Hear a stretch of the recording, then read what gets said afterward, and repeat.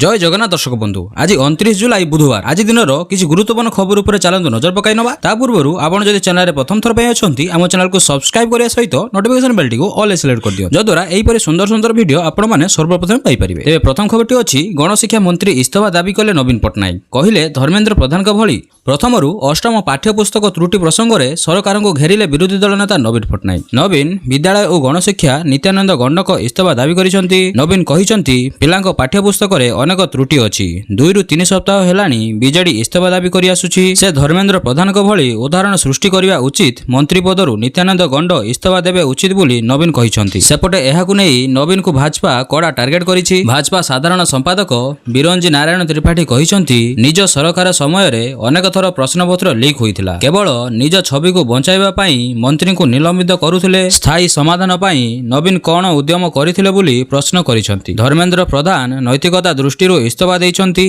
पूरा भाजपा और एनडीए धर्मेंद्र प्रधान सहित अछंती। परवर्ती खबर आज स्थलभाग छुईब गभीर अवपात 3 जिला को रेड अलर्ट जारी। आज स्थलभाग छुईब गभीर अवपात उत्तर पश्चिम बंगोपसागर रे सृष्टि होइथिबा लघुचाप गभीर अवपात रे परिणत होइथिला बेले एहा आज स्थलभाग छुईब पश्चिम बंगर दीघा और हलदिया मझिरे स्थलभाग छुईब। एबे एहार प्रभाव रे पश्चिम बंगरे प्रबल वर्षा होइछि। उत्तर ओडिसा रे मध्य प्रबल वर्षा होउछि। ए नै आज सकाळ 8:30 पर्यंत 3 जिला को रेड अलर्ट जारी करा जाइछि। एही जिला हेउछि मयूरभंज सुंदरगढ़ और केन्दुझर। सेहीपरि 22 जिला को ऑरेंज वार्निंग जारी करा जाइछि। परवर्ती गुरुत्वपूर्ण खबर बाजार रे दरदाम लंबडिया चीनी किलो 55 सोरिष तेल 190 बाजार रे लंबडिया मारिलानी दर। श्रावण रे परिबा तो सुसी चलीछि। एबे चीनी ठु नै सोरिष तेल डाली अटा दर भी बढ़िलानी। दर वृद्धिर एभली प्रहार राज्यवासी को घाइला करिदेलानी। मध्यवित्त परिवार और गरीब श्रेणीर लोके आउ खाइबा पीबा पाई पारु नाहांती। मध्यप्राच्य युद्ध समय रे दर वृद्धि लोकंकु जहा तो कष्ट देइथिला एबे ताहा बुझ उपरे नलिता बिडा सदृश होइछि। गत मासे भितरे चीनी दर किलो प्रति बढ़ी बढ़ी आसी 55 टंका छुईलानी। तेल संकट और अमेरिका ईरान युद्ध मध्य चीनीर दर बढ़िथिला। मे मासरे चीनी क्विंटाल 4100 टंका थिला। युद्ध बेले ताहा 4300 टंका छुईथिला। एबे 5000 हेई गलानी। फलस्वरूप बाजार रे पुणी चीनी दर बढ़िछि। वर्तमान बाजार रे साधारण चीनी दर 55 टंका थिला बेले उत्तम मानर चीनी दर 70 टंका रे रहिछि। चीनी दर बढ़िबाकू राज्य व्यवसायी महासंघ स्वीकार करिछि।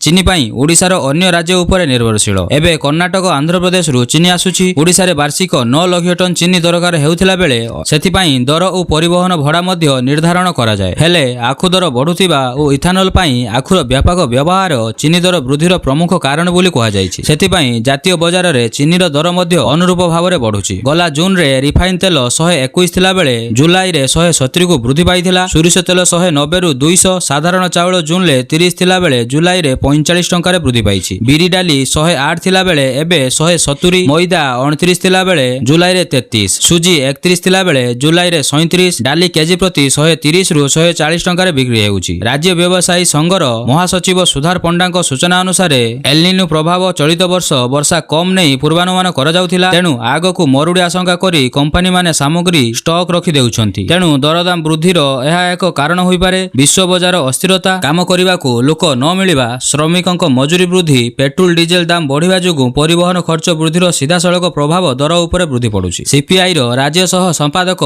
जयंत दास दर वृद्धि को नहीं उद्वेग प्रकाश करिसंती। परवर्ती गुरुत्वपूर्ण खबर फोस्ट फेस्टिवल आतंकवादी आखिबुझा गुलीमाड़ 2 मृत 5 आहत। अमेरिकार सियाटेल रे आखिबुझा गुलीमाड़ करिसंती आतताई। एही आक्रमण रे घटनास्थले 2 जनक मृत्यु होइथिला बेले जणे 2 वर्षर शिशु समेत 3 जन महिला एवं जणे 23 वर्षीय पुरुष आहत होइछन। दर्शक बंधु ए थिला आज दिन रो किछि गुरुत्वपूर्ण खबर गुडी जदि आपण मानकु भल लागिथिबो एवं एही परि सुंदर सुंदर खबर गुडी पाइबाकू चाहुथिले आम वीडियो को लाइक करंतु एवं आम चैनल को सब्सक्राइब करंतु। विदाय दियंतु। देखा हबो एही परि एक सुंदर वीडियो सहित।